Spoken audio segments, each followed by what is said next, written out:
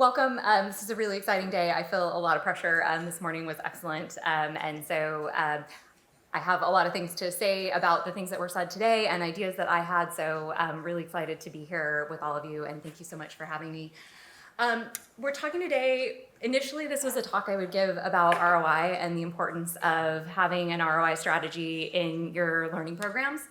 And so we'll talk a bit about that, and then there's a bit of a plot twist in the middle where we're going to think, is there something else besides ROI, and should we be thinking and challenging ourselves more around results? And there's a connection there, so you'll see the through line through that.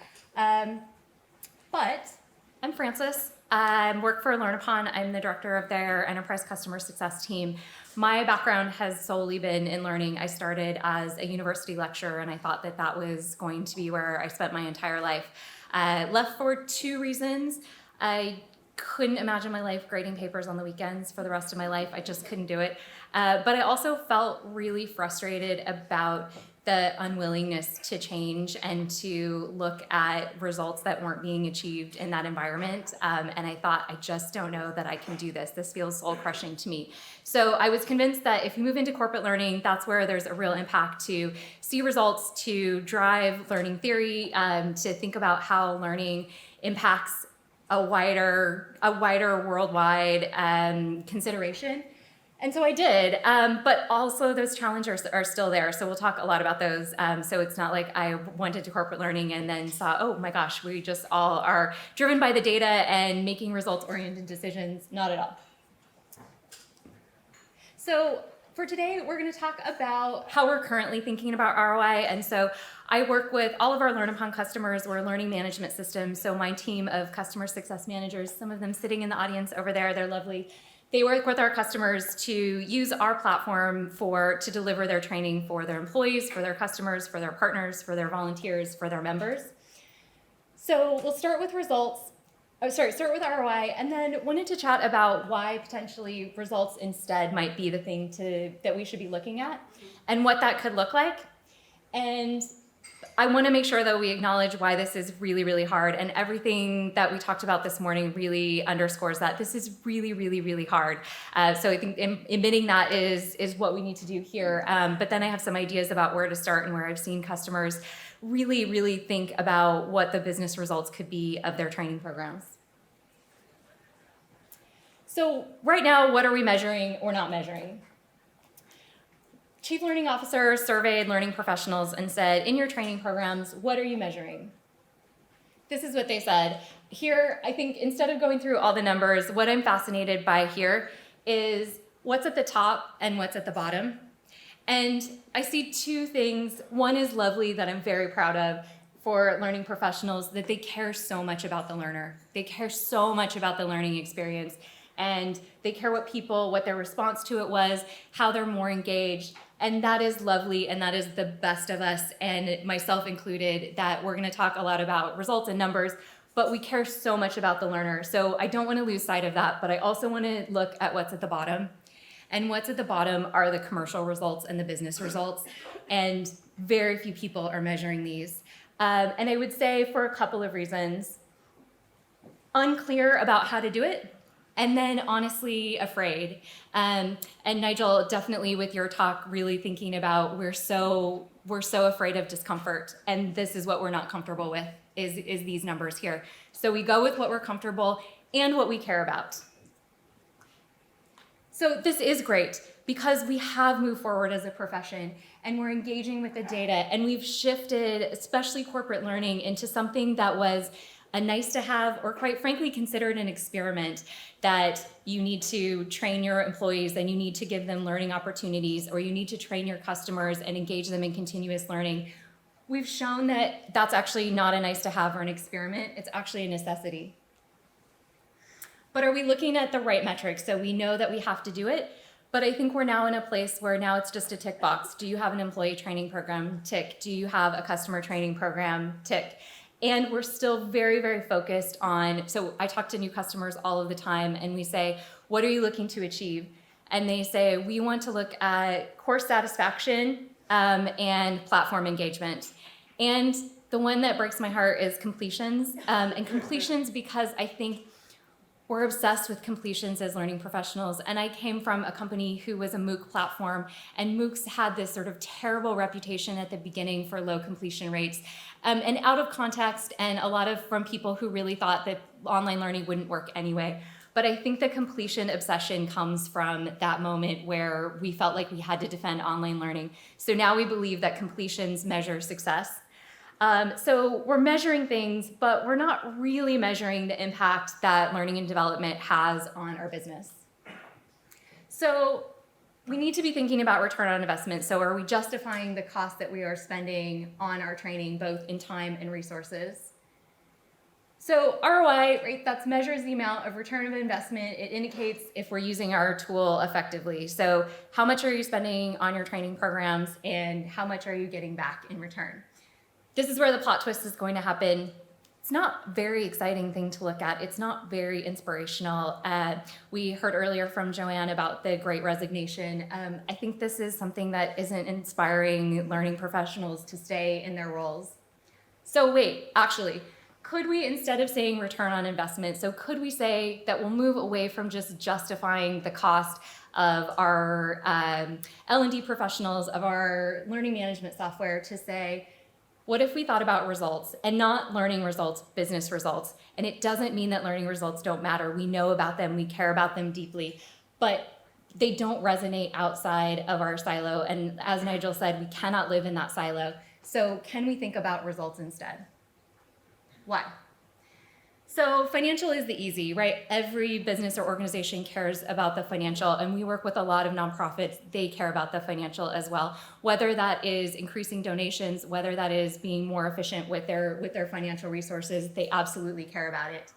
And that we are looking at, can we reduce costs? So we heard that it's $3,000 to onboard a new employee. Our training programs can actually show that we can reduce that cost. This is the psychological, is the one I am so passionate about, and I felt very inspired by these morning sessions, that learning and development feels so administrative. And we saw throughout the last 3 years, because we work with learning professionals every day, it was a tough time. And we know it was a tough time in retail and in frontline workers, but learning and development teams really had a hard time. They were asked to do monumental things, to deliver training in ways that they had never done before, and sometimes do it overnight.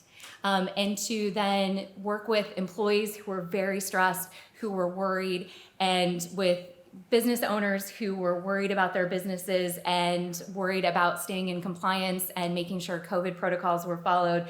And it was a really hard place to be. There's massive turnover that we see, and all of our customers, because we know them so well, we know when people leave, and there has been a massive turnover in the profession. And I think that if we can shift that to be learning is seen as something that drives business results, and it's not that necessary evil, and it's not that nice to have. I was working with one customer, and they're in the insurance business, and their learning team is primarily in charge of compliance. And they talk about it as this miserable task to deliver compliance that no one wants to take, to remind people to do it, to feel frustrated and disrespected by managers who don't want to encourage their employees to do it. And every time they release compliance training, they dread it. And it is the core part of their job. But actually, when they talk about it, they know that 100% compliance for their company means that they do not get fined. It means that they actually have financial incentives. But that's not talked about. They're in this silo of our job is just to achieve 100% compliance. So I think the psychological is actually really important here if we're talking about results. There's strategic, so ensuring that learning strategy is at the forefront of business strategy, so that we're not, again, in our silo, we're not talking about our strategy around improving completion or improving engagement, and that's it. We're actually embedded in the business strategy. And it's a long-term strategy for recruiting and retaining L&D talent. When I think about the risks for us as a software company and as a learning company, I think that one of the risks is that we are not keeping good talent in learning, and we're not getting people who are creating impactful training programs, and we're losing so much talent because they're not feeling fulfilled and respected and supported in their roles. So what could this look like? And I know you're thinking this is all really, really hard. How do we do this? So we're starting with what it could look like, but I promise we'll get to why this is really, really hard. So employee training. We thought about the common objectives. So for 2 general use cases, the company trains their employees or their volunteers, or they train their customers and their partners, and oftentimes they do both. And we thought, could we come up with a list of objectives that most companies would look to, and not learning objectives, business objectives. And actually, we worked with our customer success team, and I thought we'd be challenged to come up with a list shorter than 20. But we actually came up with 4 for employee training and 5 for customer partner training. And we've been doing this for about a year, and we haven't been convinced that there are any others. So it's a great place to start for learning teams to say, pick one of these.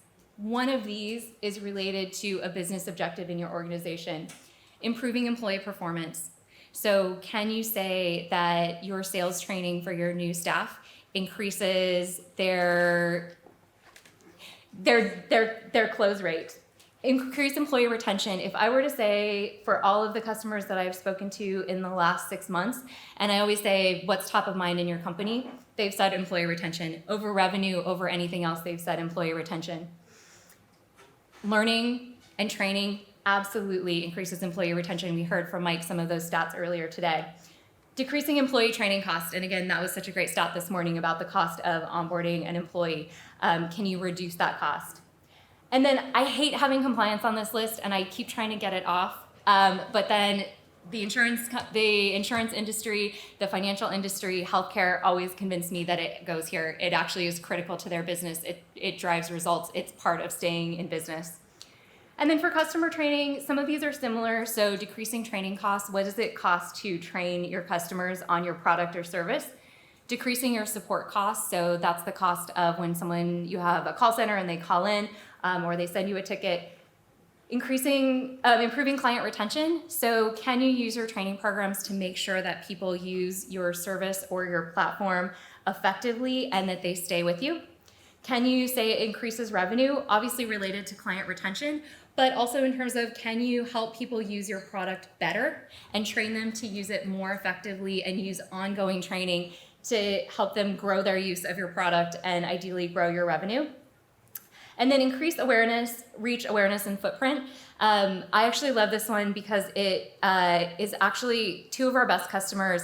One is a nonprofit education association in the US, and one is a Fortune 500 telecom company in the US. And this is both their number 1 goal.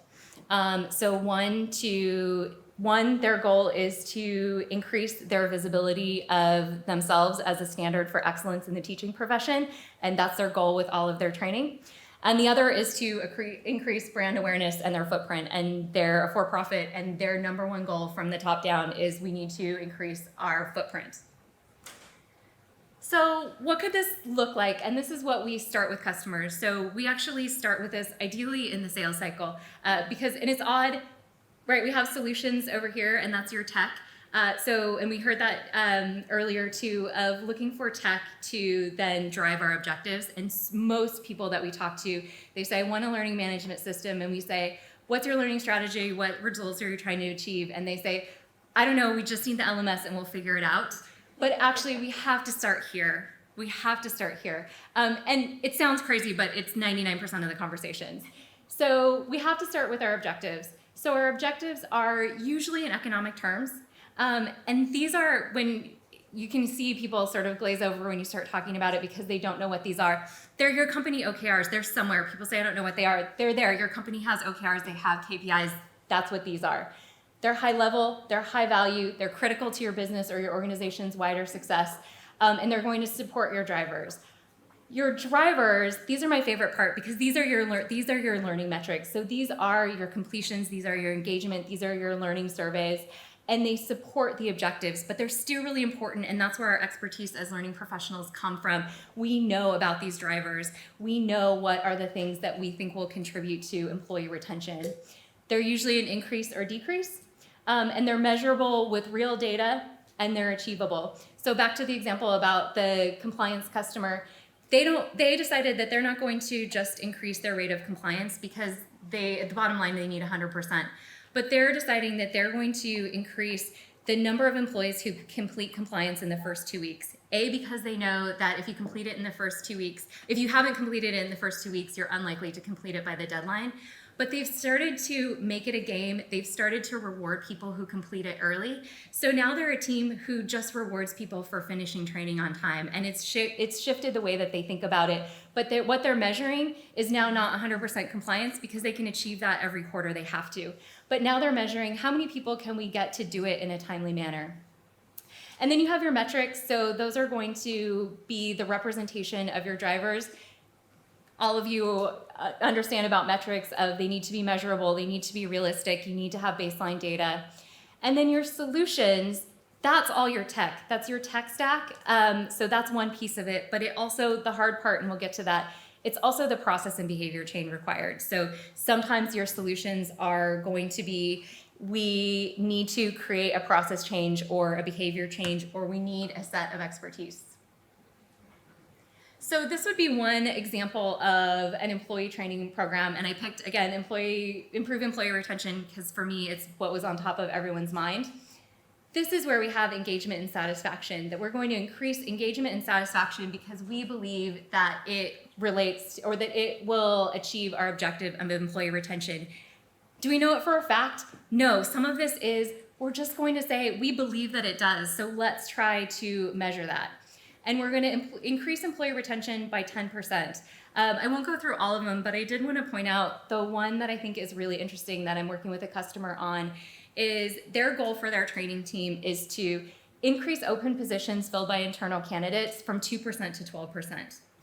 And it's a great goal. And they've actually come up with the number from their HR and recruiting team about what it costs to bring on a new employee externally. So they can tie numbers to this. They also know that there's a correlation between moving into new roles, advancing into new roles, and retention. So by increasing the number of open positions filled by internal candidates, they're solving for retention, and they're also solving for cost. And it's an aspirational, exciting goal. They're now involved in creating training programs that help people move forward in their career and drive business results. So solutions, we have our onboarding programs. We heard about that today. They're incredibly powerful, and so many employers are thinking about them. They know that they're the standard, but they're really struggling to do them effectively. So we have our onboarding programs. We might have career pathways, apprenticeship programs, an engagement survey. We have your tech stack integration, and of course, I work with LearnUpon, so you must have a fantastic LMS to help you drive your business objectives. But a key here, that you're starting with your objectives and your solutions serve your objectives, so your tech is not driving your objectives. And it's odd that I wouldn't love this idea that tech drives your objectives, but it's actually a risk for us because we know that when someone comes in and wants a learning management system and they don't know what the objectives are, they're likely not going to see results and they're likely not going to stay with us. This is really, really hard. We feel like imposters, and I can say this for our customer success managers. I can also say this for the learning professionals that we work with. Who are they to say that I can talk about my company's business strategy and objectives? But it's something that we have to change about how we think about what we do.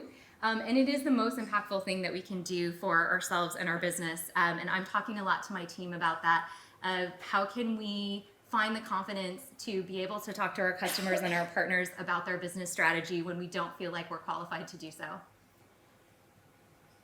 The challenges that we see from customers are lack of goals, lack of data, lack of resources. All of these I want to talk about generally in that they actually do exist, and people say there's a lack of, but a lot of it is I don't know where to find them. And also to Nigel's point, I'll take so much from his talk, we think we cannot ask that person who has that data, and we might not be able to. There might be, our support team might say, I cannot give you that data. But we need it, and it exists. And we're unsure about what to measure. So we go back to, again, those metrics that we know that we're comfortable with. We don't have clear goals, so that's where we need to align with leadership. And some of it is just, do you know your company OKRs? And can you be meeting regularly with your sales, success, support, human resources, operations, marketing? That's that social enterprise again. Prioritize what to measure. We can't measure everything. We just can't. And we also don't have to measure the biggest things. So we don't have to measure employee performance across our whole organization. Could we say, let's spend the quarter seeing if we can look at the correlation between our training program and our time to resolution for tickets on our support team? Run that experiment. We don't have the resources, right? Most times they are there, but it's about finding it. And you're going to have to hunt with it. You're going to have to find the people who have that information. And oftentimes it's not about not having it. It's about it exists in 5 different systems and I don't know how to combine it all together, which is a real problem. Absolutely, tech integration is on everyone's mind, but it also doesn't mean that the data doesn't exist. So outcomes that I think about for this and what we're thinking about as a customer success team over the next year is helping customers identify the key business priorities and objectives. And again, you're not making them up, they exist. You don't need to make up key objectives for your business. They exist somewhere, someone suggested them. You have to accept that behavior change is required. That's been really hard for us because we know we have to change the way that we interact with our customers, and it's hard. Collaborate, challenge, measure, share, revise, improve, iterate, celebrate. We don't celebrate enough. I talk to all of my customers when they have a project and I always ask them, what are you gonna do to celebrate when you have met this result or you've achieved completion of this project? We have to celebrate. And learning should be simple, but the impact should be big. The impact should be results for our business. After this session, so these are, I always like to leave people with takeaways. So the easy one, again, find your company OKRs, their KPIs. Can you state them? Can your team? Does your learning team actually know what your company objectives are? It's really, really powerful. And it doesn't have to be a quiz, but it's an important thing that they know. It's an important thing that they internalize. Who needs to know about what you're doing? We are working with our customers to say, when we have a business review, who needs to be here? And sometimes that's our job to actually suggest who should be here. Your head of HR should be here. Your head of technology should be here. Talk to your team about the gaps and opportunities they see. What are the challenges, but what are the opportunities? And set a result strategy. Again, that could be the improve employee performance. That could be increased client retention. And then practice. This is really, really hard. We've been practicing for a year. We're building a muscle around it because we have to help others. We have to help our customers build that muscle around that. But it actually is exciting work. It's valuable work. It's interesting work. It's creative work. And I think it's really part of what moves the profession forward. So no time for questions, but thank you.